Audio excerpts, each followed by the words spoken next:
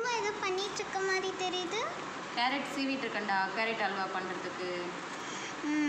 சரி, சீவி முடிச்சிட்டிங்களா? இப்போ என்ன பண்ணணும்? சீவி எடுக்க போகிறோம் அம்மா திருவல்ல. ஓகே, சீவி இல்லாமா?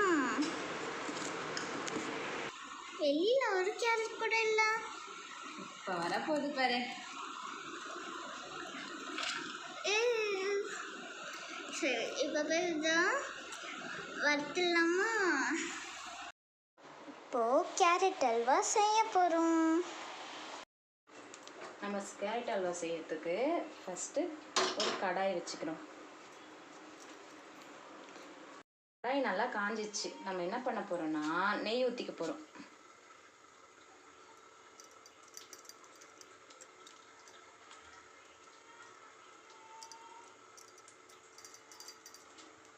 ஊற்றிக்கிட்டதுக்கப்புறம் நெய் ஊற்றிக்கிட்டதுக்கப்புறம் கொஞ்சம் கொஞ்சமாக இந்த நெய்யில் இந்த கேரட்டை தள்ளிக்கிறோம்.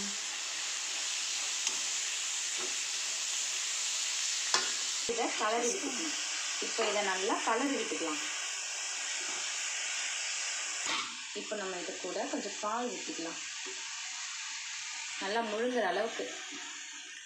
ஏன்னா இது வேகணும் இல்லையா, அதுக்கு தான்.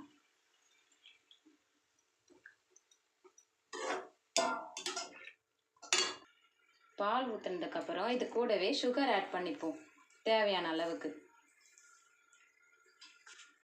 இப்போ நம்ம எப்படி வந்திருக்குன்னு பார்ப்போமா?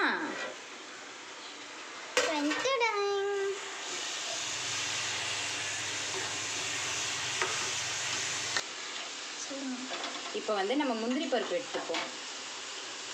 முந்திரி மட்டும் போட்டுட்டு மேலே நம்மக்கிட்ட என்ன இருக்கோ, பாதாம் முந்திரி என்ன வேணாலும் எடுத்துக்கலாம். என்கிட்ட இப்போ இருக்கிறது முந்திரி மட்டும்தான் இருக்குது.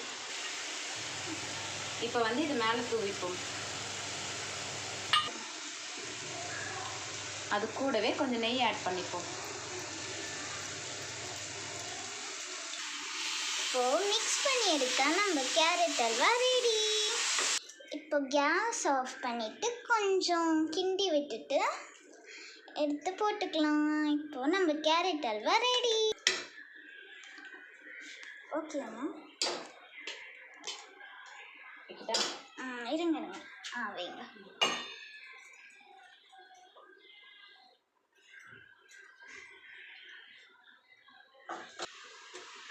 இப்போ நம்ம டேஸ்ட் பார்க்கலாமா?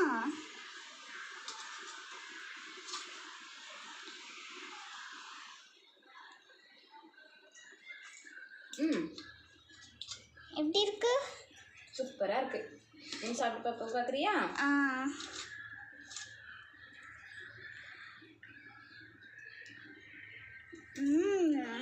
டேஸ்டாக இருக்கு.